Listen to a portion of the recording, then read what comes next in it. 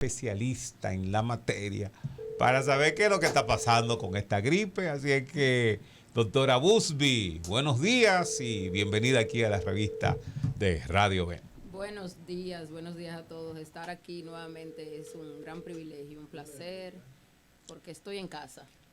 Estoy entre hermanos, estoy entre amigos y sobre todo dirigiéndome a hablar a la población de temas que son interesantes y que llevan algún tipo de mensaje positivo. Realmente cuando usted pregunta, ¿Qué es lo que está pasando con esta gripe? Cuando usted pregunta qué está pasando, me llega a la mente. ¿Usted sabe qué me llegó a la mente? Ajá. Si yo supiera lo que está pasando. Nadie sabe. Mire, no me agarre. Ciertamente estamos viviendo Aleluya. cambios dramáticos en todo lo que tiene que ver con la salud respiratoria en cuanto a manifestaciones clínicas, en cuanto a apariciones de enfermedades, en cuanto a lo que estamos viendo, porque a veces no tenemos una correlación real entre lo que vemos en el paciente, la clínica, y lo que vemos en una radiografía o en una tomografía, en lo que estamos viendo cómo el paciente se comporta y en lo que tenemos en unos resultados, estudios. Explíquenos eso, o sea, esos son lo que se llaman neumonías o cuadros atípicos. Vemos a un paciente que llega con manifestaciones gripales, ¿verdad? Que empezaron tal vez hace una semana o dos, antes de llegar donde nosotros, que el paciente trató como de costumbre, ¿verdad? Con remedios caseros, con antigripales de venta libre, pero el paciente ve que no mejora, al contrario, va empeorando, el cuadro va empeorando, y es casi siempre entre la segunda y tercera semana cuando el paciente llega con un cuadro instalado ya de tal magnitud que nos vemos en la necesidad de usar intervenciones hasta de ingresar al paciente.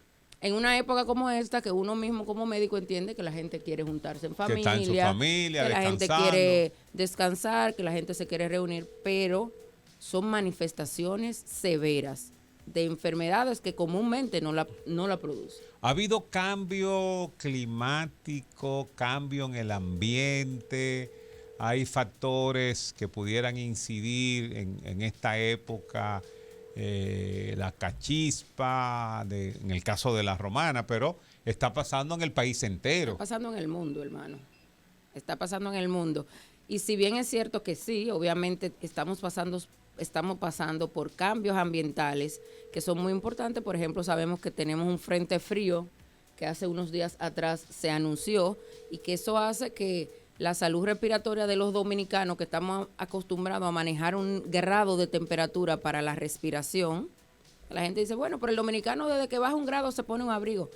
Pareciera sarcástico, pareciera jocoso, pero realmente el caribeño está acostumbrado a manejar una temperatura entre 30 y 37 grados Celsius. Sí. Que cuando esa temperatura baja a 2 o 3 grados, ya mi vía respiratoria empieza a manifestar cambios que son propios de ese cambio de temperatura. Empieza a haber disminución de los movimientos de los cilios a nivel respiratorio. Los cilios son como unos pelitos que tenemos en toda la vía respiratoria que sirve para movilizar. Son como filtros.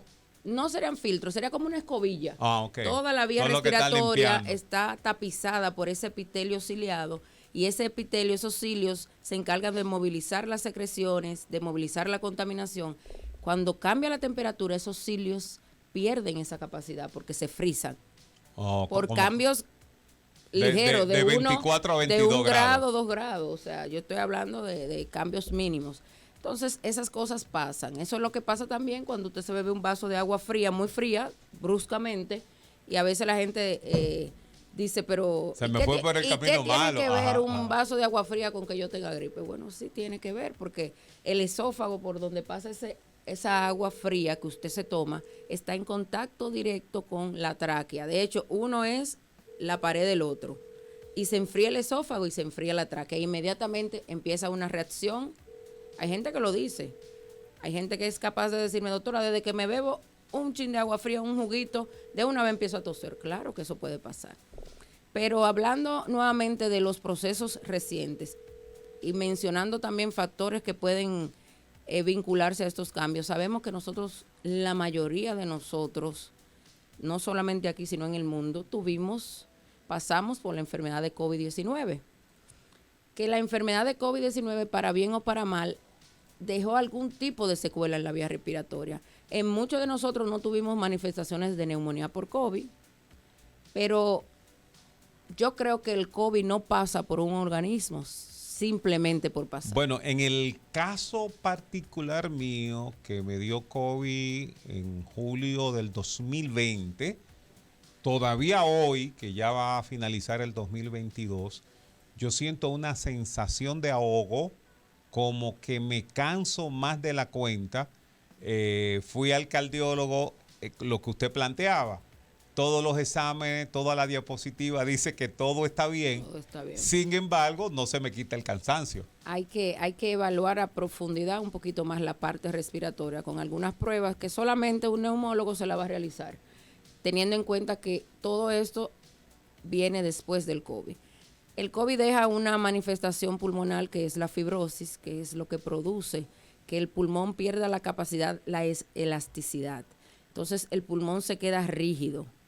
En el 90% de los casos esa fibrosis se quita, va resolviendo con el tiempo. De hecho, tenemos pacientes que estuvieron muy gravemente enfermos con COVID, con daño de fibrosis severa, y ya hoy uno lo evalúa, le hace una tomografía y no tiene nada. Sin embargo, la fibrosis es el endurecimiento de la estructura pulmonar. No, pero en la diapositiva es como muchos riachuelos. Eso pudiera...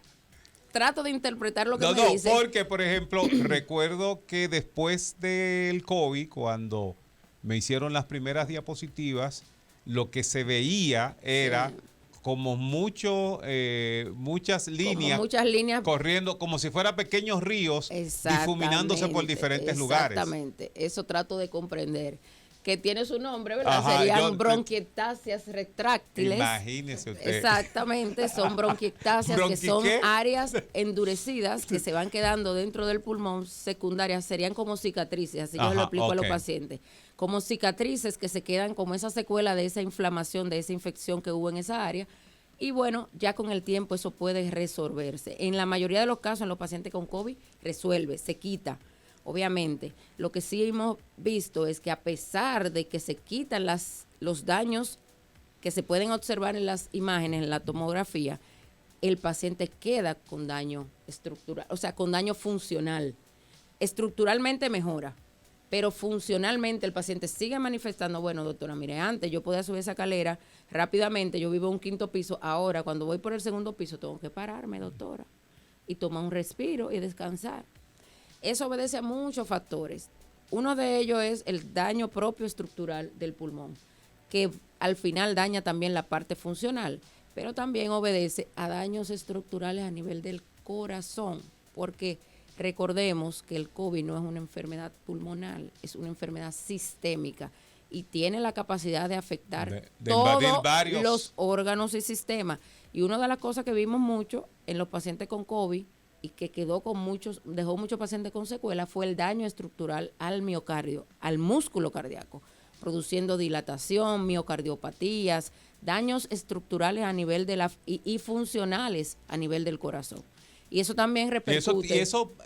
Por ejemplo, en los últimos meses hemos visto con mucha sorpresa la cantidad de personas que entre 20, 30, 35 años mueren con infarto fulminante.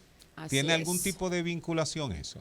Mire, una cosa que yo he visto es que los dominicanos somos así como que ustedes hablaban ahorita, chévere, rulay, como dicen ahora, ¿verdad? Ajá. Y no le prestamos mucha atención a las cosas. Yo tuve un caso particularmente importante. Un muchacho de 28 años, obeso, hizo un COVID de moderado a severo, moderado en el punto de que él era joven, severo por las manifestaciones de imágenes y las manifestaciones clínicas. Fue uno de los primeros pacientes que yo tuve que intervenir usando Remdesivir y Tocilizumab, un paciente joven de 28 años. Ese Remdesivir ese paciente, el Tocilizumab aún más. Ese paciente lo veo, dura 7 a 10 días ingresado en el centro, le doy de alta, el paciente se va muy bien y el paciente se pierde. Tuvo un COVID grave. Falleció. El paciente se perdió. Wow. Vuelve 4 meses después. Bueno, que se pierde porque desapareció de la... Nunca más vuelve a la consulta. Volvió a buscar su de alta de incapacidad y nunca más lo volvió a ver.